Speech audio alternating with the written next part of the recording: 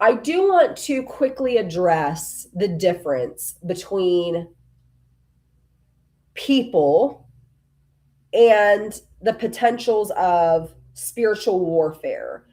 Um,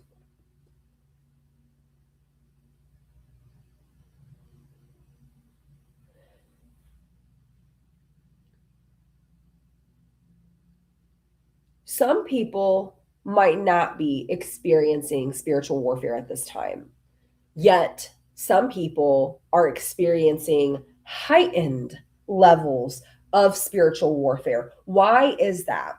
There's a couple of different things that work there. For one, some people,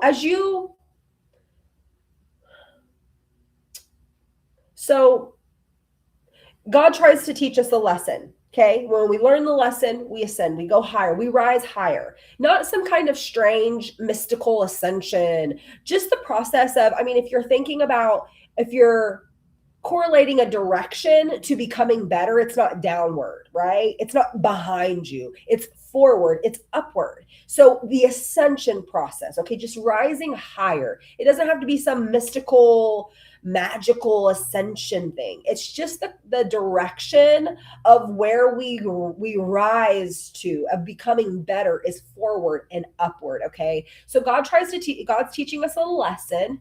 We don't learn our lesson, we get stuck in the loop. We learn our lesson, we rise higher, we become better, we move forward, right? Well, some people learn their lesson and they move forward. They learn their lesson and they move forward. They become stronger in their capabilities of managing their battle against the warfare. They've actually done work, whether they recognize it or not. They've done internal work to help them counteract the enemy.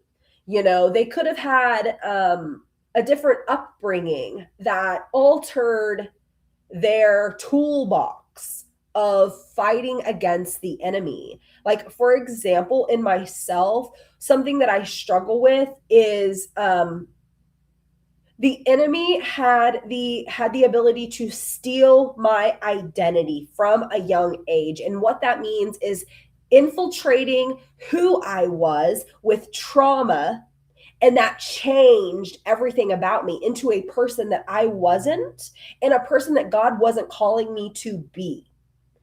And that is a long journey of reclaiming your identity. When you've dealt with, the loss of a friend at a young age, you're dealing with, the introduction to the streets and gang banging and all of the crazy stuff that unfolds there. When you're introduced at a young age to, high levels of drug and alcohol and promiscuity, when you're introduced at a young age, and things that you never were, things you weren't exposed to before, the enemy introduces you to through your traumas, and it steals who you were called to be. And so reclaiming your identity is a long process, but that's not everybody's struggle. Some people never had their identity um, dismantled, and so they are going to deal with other issues. They're struggling with other type of things, right? Other um, infiltrations. Okay, so some people are just more skilled at dealing with their battles. Their toolbox is more capable. But then there is also this notion of people who are not dealing with spiritual warfare because they're not planting with God. Okay? They are not in works with God. And that doesn't have to be some deep, dark, demonic thing. It could just simply be because there are currently expressed 21 spiritual gifts. Okay. They all plant in different months and they all harvest in different months. So somebody could have planted for their spiritual gift of administration or apostleship or teaching. But perhaps they didn't plant for their spiritual gifts of leadership or prophecy or evangelism, or right. So we also have to keep in mind that spiritual warfare specifically encompasses around those gifts that are categorized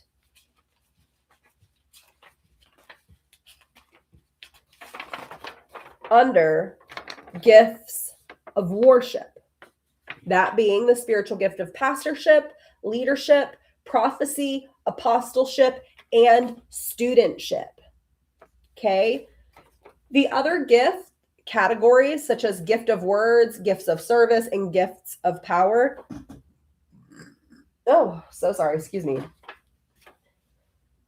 Those gift categories come with their own struggle and problematic positioning, but they're not classified to be experiencing warfare.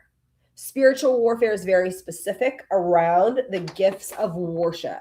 At least this is what we have come to understand and what has been showcased to us through the Holy Spirit for the UZU curriculum, okay? And with that, I am dedicating my entire existence to tracking and tracing the validity of this information that the Holy Spirit has gifted to us, okay? And I have found no mistakes yet. I have found nothing but truth after revelational, prominent truth, okay? So again, perhaps you had a really hard season, but the person next to you didn't. It would be wise if you were curious, if you were looking, if you were wanting to know deeper, looking deeper, whatever, right? You could track and trace their own planting and harvesting. What are they working on in their life? What are they working on with God? Okay. So somebody could simply just not be harvesting anything. Therefore, you're dealing with a spiritual warfare and somebody else is not.